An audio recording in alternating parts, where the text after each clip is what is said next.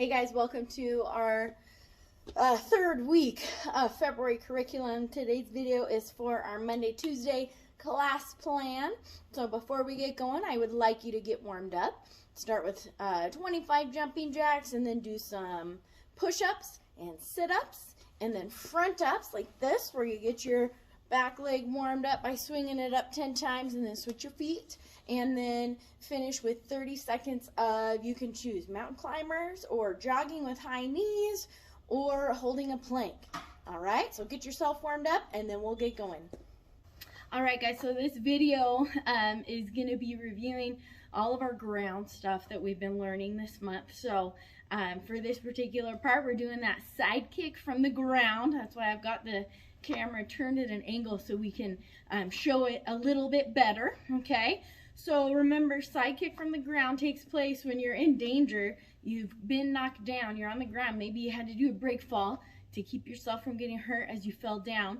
And now the bad guy or opponent is trying to get maybe on top of you, get around to your head, okay? And you need to kick them, okay? To keep yourself safe. So that you have time to get up off the ground using that BJJ get up. We're going to review in just a minute here, okay? So the side kick from the ground, your target, you're aiming for anywhere between the ankle and the knee. And if you hit the knee square, that's great, okay? Even if you hit the shin, there's a good chance that you can injure their knee in that process, especially if they're walking in and you hit it straight on. That'll hyperextend their knee and make it harder for them to come after you, get them worried about their knee for a split second while you can get up and run away, okay? You might have to kick more than one time, okay? And that's all right as well, as long as you keep fighting and don't give up, all right? So we're gonna pretend that this bag here is the bad guy, okay? Practicing, scoot it back just a little tiny bit, practicing the side kick, all right? So I fell down on my back. Now I want to be right here. I've got this hand up to cover, right? I don't have it back here or just laying on the ground. I'm certainly not resting my head. I need to keep my head up and alert so I can see the person as they're coming at me. Now notice, if I just kick from right here, it barely moves, only a little bit, right? So the way that I need to get power is by lifting my hip up off the ground as I kick. Now notice, this bottom leg is tucked in nice and tight. If I have it out like this or out here, I really can't. It's impossible to lift my hip up off the ground. I got to get that bottom leg bent in nice and tight behind my bottom so that now when I go to drive the side kick, right, notice I've got my knee in front. I'm not coming from back here. That would be a round kick and it's not going to be as effective as you need it to be. Okay, so you chamber up in front just like all our other kicks with the chamber. Chamber in front with my foot flat and ready to kick. And now when I go to kick, notice I lifted my hip up off the floor. Now my foot can really reach and drive that bag or opponent back, okay? So I really want you to think about lifting that hip up. Even if you come up on your hand, that's okay too, all right? Because from here, you'll end up going into a BJJ get-up, okay? So if you're already up on your hand, that's okay. Whether it's your elbow or your hand, you've got to lift this hip up off the ground to drive that leg out, okay? To really get the power that you need, all right? So I really want you to think about working on getting that hip off the ground. Because if I just go like this, yeah, I might be able to kind of hurt him a little bit.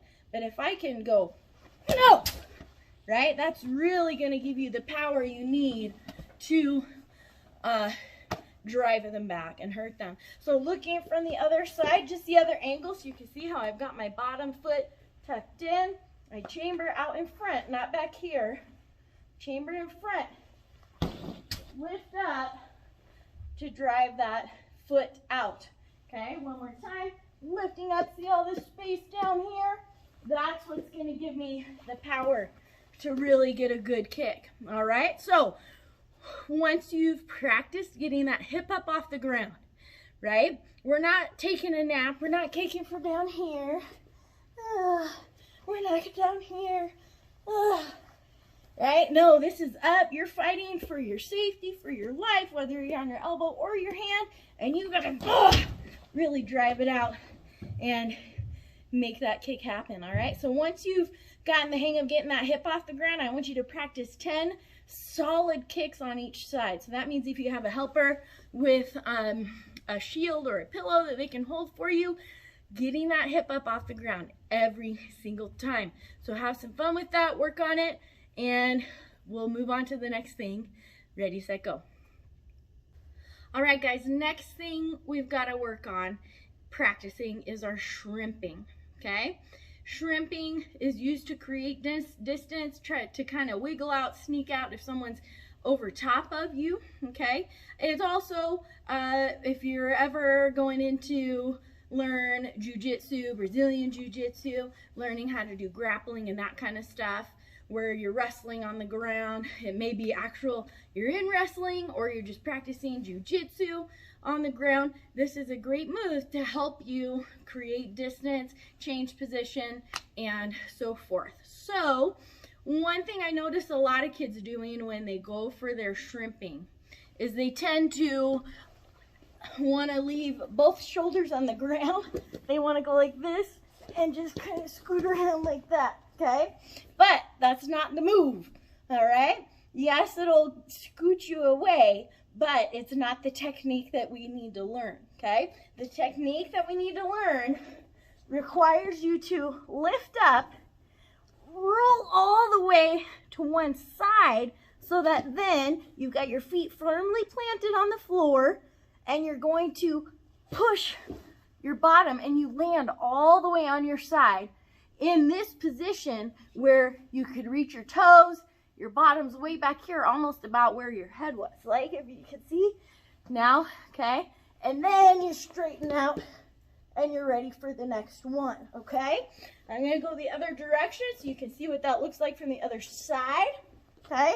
So I lift up, I'm gonna roll over now to my other side, and then you push your bottom right about where your head was, okay? So I know it takes a little getting used to, but one thing that might help is if you have a helper, hold your feet in one position, because what happens, a lot of kids kind of go like this, and they just shoot their feet out, and then their bottom doesn't go anywhere. So you really want to keep your feet firmly planted. It helps if you're in this crunch position, like we learned from the break fall, and staying right here. If you've got your head on the ground or you're laying back like this and you leave your head on the ground, then it gets really uncomfortable. You got to keep your head up. You imagine this, you're on the ground in a dangerous situation. You need to be able to look up and see what's going on, okay? So it's head up, shoulders curled in, lift up all the way to one side, and then push out, okay? So again, if you're having trouble with that, it helps if you can have someone stand over top of you, or if you have like a chair or a bench that you can start underneath, so you can feel yourself scoot out from underneath and creating that distance. If you're having trouble keeping your feet on the ground as you push, ask someone to hold your feet, okay? But you really want to get all the way over onto your side without your head dragging on the floor, okay? And you don't want to be inching along the floor with both of your shoulders all the way over to one side, shoot that bottom out, and then once you've landed on your side with your feet towards your hands, then you swing around and straighten back out to go for another one. So have some fun practicing your shrimping. Remember to keep those feet planted, roll all the way to the shoulder before you shoot your bottom out and create that distance. All right, have some fun with it. Ready, set, go. Okay, last thing we're gonna review today is our back break fall and the BJJ get up. All right, so really quickly, BJJ get up. Okay, we come all the way to a sitting position. Elbow to knee, this hand is on the ground. Okay, I'll turn a little bit so you can see. When I lift up, I can't just lift straight up and try to pull my foot underneath. I need to lift and lean all the way over. Now my bottom's up in the air. and then I slide my foot all the way back here to my hand, so I'm in this nice wide straddle stance, and then I can pop up, creating that distance, okay? So, back break fall, tucking the chin, staying curled up, straight arms, slapping right here. If you're having trouble with that position and you keep going too far back, okay, I want you to lay down, and then from here, try to reach your heels, right? That's where you need to be when you slap. And if my arms are bent, I can't reach my heels, right? So think slapping while reaching for your heels as you go down, okay? So if you are still just practicing from a sitting position, that is okay, all right? What I would like you to do is practice break fall and then BJJ get up, right? So from here, if I'm still doing it from sitting, that's fine. I'm gonna break fall, and then I'm going to prepare and BJJ get up, scoot back, then I'm gonna do it again. Now if I can do it from a squat, great. From here, same thing, don't change anything. Go down to your bottom, slap, BJJ get up, create that distance and come back to your starting position. If you're gonna do it from standing, if your parents say it is okay, you must get permission to do it from standing, okay? But really, it's not any different from the squatting position, because what you do is you squat down first, right? So I start standing up, squat down, okay? BJJ get up, and back up, okay? So I want you to practice back break fall with the BJJ get up, stand up all the way, back up, and then come back to your starting position, break fall, BJJ get up, all the way up, backing up, and then coming back to your starting position and break fall again. I want you to do that 10 times. So break fall, BJJ get up, 10 times, all the way up, all the way down, each time practicing that up and down, getting off the floor quickly. Good break fall. So parents, watch closely. If they are not clenching their jaw, if they are not tucking their chin, if they're slapping and landing on their elbows or wrists, you've got to watch that and make sure they're being safe. They need to have straight arms. They need to have that chin tucked. And if they need to stay sitting down in order to do that successfully, that's okay. It takes time to build those core muscles to be able to keep the head up off the ground. Okay, so practice it safely, but 10 times. Break fall, BJJ get up. Ready, set, go. All right, guys, so last thing we're gonna go over today is our sheet. We've got number 4, listening to and applying correction. Okay, so that means when someone is teaching us how to do something, or when someone is helping us understand what we did wrong. Maybe it's just, remember when we were talking about our Bible verses and we talked about how everybody messes up and makes mistakes, but when we let someone teach us the right way, then we become prudent, wise, smart, responsible, okay? And that's exactly what number 4 is. Receiving correction. When we listen to, that means we listen when the person is talking to us and explaining to us maybe how we messed up or what we did wrong, and then they're also going to explain to you how to do it, the right way you could have done it, okay? And then you're going to apply the correction. That means you're actually going to do it. You're going to try and not repeat what you did, but try to do what they explained that you need to do differently, okay? That could be as simple as learning how to do a math problem correctly, or learning how to write a letter of the alphabet correctly, or it may be that you had a really bad attitude, you were really disrespectful and spoke to your parents in an unkind and unacceptable way, and so your parents maybe had to give you a punishment, and then they had to explain to you, look, this is why it's not okay for you to talk to me this way, it's disrespectful, and then they explain to you what you need to do is try to stay calm, behaving in a calm and controlled way. You need to try to stay calm, and you need to speak to me with respect, right? And so then you're going to listen to what they told you did wrong, and then you're going to do it, all right? So let's talk about number 5. Learning from other people's mistakes.